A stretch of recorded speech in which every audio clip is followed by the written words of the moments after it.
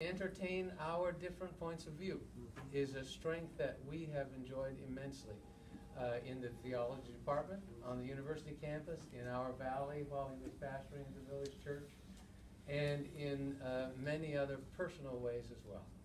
So, thanks, Dave, for raising this important subject with us. And he...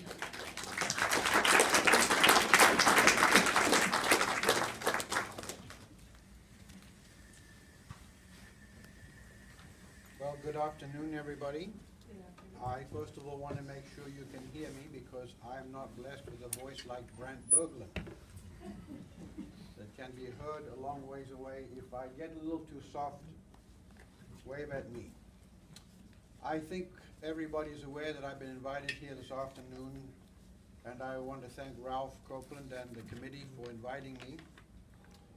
But I've been invited to speak on a very important subject, how it is that the Bible, which is a book of ancient writings, can be said to have authority today in the modern or postmodern world. Now, because of the scope and complexity of what I'm going to say, I'll just forewarn you that I'm going to be pretty much sticking to a manuscript I have prepared, although I already know that I will be making some diversions. And then at the end, there'll be some time for some dialogue.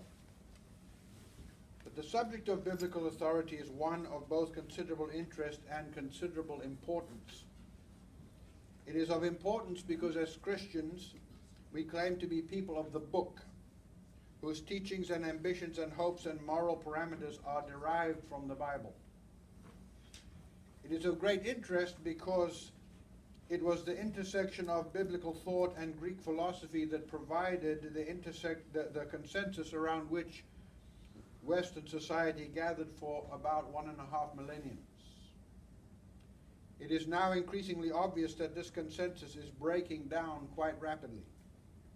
The Bible is losing its place, its authority is ebbing, and you and I are left to postulate what life in the future will be like with its influence much diminished. Now, in looking at the subject, I've decided I want to divide it into two obvious parts. First of all, I want to talk about the Bible side of this equation, and then I want to talk about the authority side. And in the end, then I will attempt to synthesize the findings of the two sides and conclude. Now, I mentioned moments ago that it was the intersection of biblical thought and elements of Greek philosophy that provided the consensus around which Western society gathered. This consensus is breaking down, at least in part because the Bible has lost its revered place of authority in the Western world. A few minutes of reflection bring a number of reasons to mind as to why this is so. I would list, first of all, the increased and general dislike for authority of any kind. Humans today are very invested in personal autonomy, and they do not like strictures of any kind to be placed on their living. And since the Bible establishes strictures, it is disliked. I would cite also the general decline in reading that is occurring. For a number of reasons, people today do not read like they used to. This is particularly true of dense or difficult text, qualities that we all know to be evident in the Bible. I would thirdly cite the now long-standing debates about how revelation and inspiration work. We cannot enter into those discussions here, but they have had a great effect on the perception, the public perception of the Bible. I would cite also as a reason for the decline in biblical authority what I would call the ignorance, and here I am proposing a verbal form of the word ignorance, the ignorance of the Bible. This equation is simple. If you do not read the Bible, if you do not know what is in it, if you hold its origin and credibility suspect, there is very little chance it will affect your living. But by far and away, the greatest reason for the decline in biblical authority is the bumping together of the biblical worldview and the scientific worldview. This will take some time for us to explore. What we broadly call science today is a way of knowing that emerged in Europe during a dark time when, of all things, the Christian church had become seriously oppressive. The people of Europe had for a very long time suffered terribly under the hegemony of the church as it was united with civil powers. The emergence of science brought great hope and optimism to people because, having suffered so much from the joining together of Christianity and government, they thought this new way of knowing would forever free them from all those nasty things. Science was envisioned to be something that was free from government, free from religion, and free from superstition.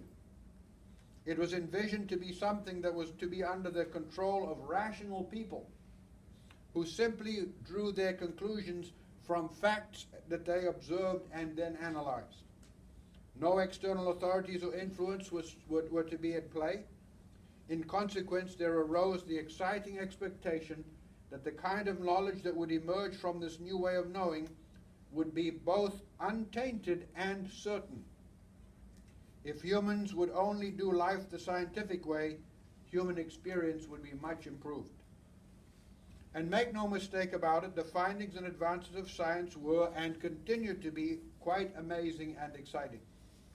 Think of the advances in medicine, think of the advances in military power, in understanding the natural world, in flight, in travel, in communications, and that list could go on.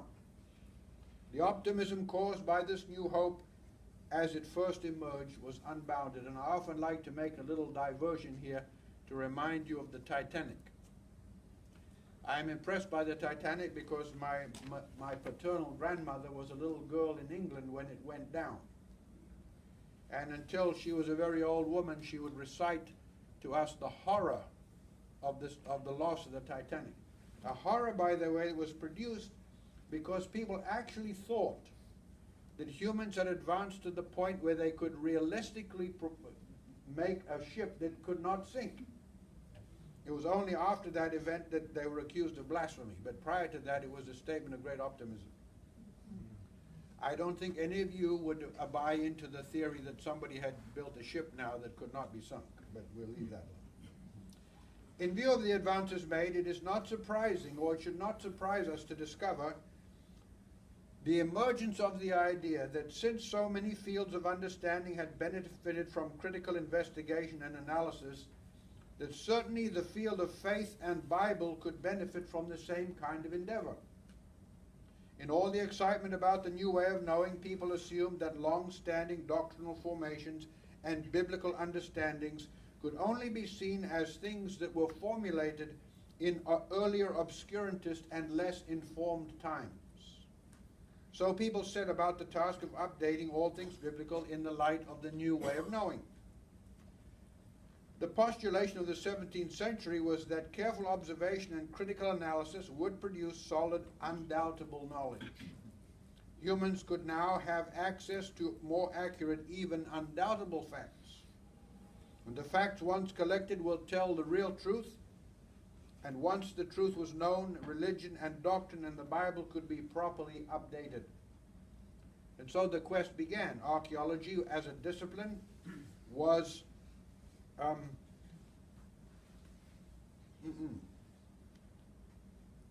it was born to dig in Bible lands in hope of providing empirical proof that the Bible was in fact true.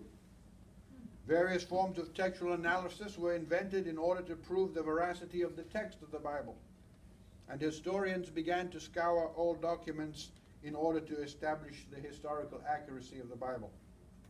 Now, it seems clear to me that the original intentions of those who began this quest were honorable. In those days, it was not a stretch to think that if science could improve things like medicine and travel, why could it not also be expected to improve our understandings of the Bible? But I ask you now, what has been the effect of 300 years of this kind of critical study? Have the Bible and the foundations of the Christian faith been made more secure by critical analysis, or have they become more frail? Is the Bible more established in the minds of the common person because of all the critical analysis, or is it less so? Do we now have a pile of undoubtable information bits by which we can make the Bible more certain, thereby establishing its authority, or do we face now a much more skeptical world? I think you will all agree that years and years of critical study have not improved confidence in the Bible. Rather, they have resulted in the undermining of biblical authority, primarily because empirical and critical studies have not been able to substantiate the Bible without doubt, or beyond doubt. Instead, and I think this would be something of a surprise to those who began the quest, critical studies have raised lots of doubts because archaeologists, for example, have not discovered any great walls at Jericho.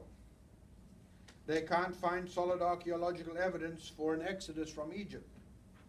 There are now great arguments about a worldwide flood. There are great arguments about origins, and textual criticism has so fractured the text of the Bible that we now have things like the Jesus Project Bible that ascribes varying degrees of authenticity to the various parts of the Gospels based on the opinions of select critical scholars. One of the latest fascinations of critical scholarship today is the idea that there was a real Jesus, but he was no more than a peasant who actually made big statements about himself that he could not fulfill. So his disciples, in order to save face and preserve the movement, made claims of divinity for him that other people bought into, thereby making Christianity the greatest, most successful hoax in all history. Now, the most common response to the emergence of so many doubtable things has been for Bible believers to get into an ever increasingly sophisticated fight over the facts. Believers have bought into the Enlightenment idea that observation and critical analysis provide the best avenue to truth, and so have reasoned that if the critics have facts that challenge the credibility of the Bible, we have to have facts that prove their facts wrong. In consequence, we have to work very hard to assemble a list of facts that is superior to that of the critics. Then we will be able to win the debate and thus restore the credibility and authority of the Bible. And so for a very long time now, both sides, in fact, have been trotting out a veritable parade of experts who debate the issues endlessly, each side trying to best the other so decisively that the other side is put to silence.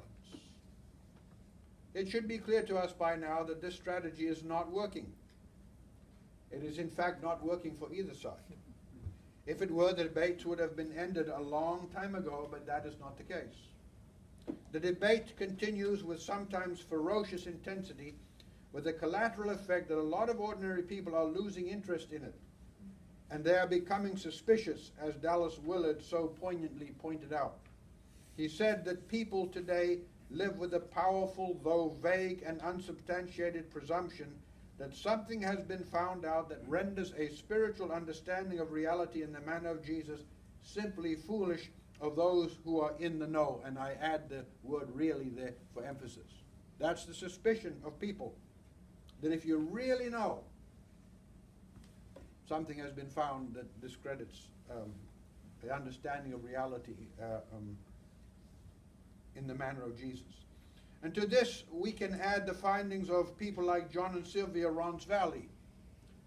Their findings are now a couple of decades old, but it is interesting to me they surveyed seminarians 20 years ago, and their findings were disturbing. They wrote in the late 19th and early 20th centuries, profound questions about the existence of God have been asked, about the nature of faith, and about how we should interpret the Scripture. These are difficult problems which sometimes leave seminarians simply confused. Some end up feeling that seminary did little more than convince them that they were not competent to interpret Scripture, at least by the standards expected. In reality,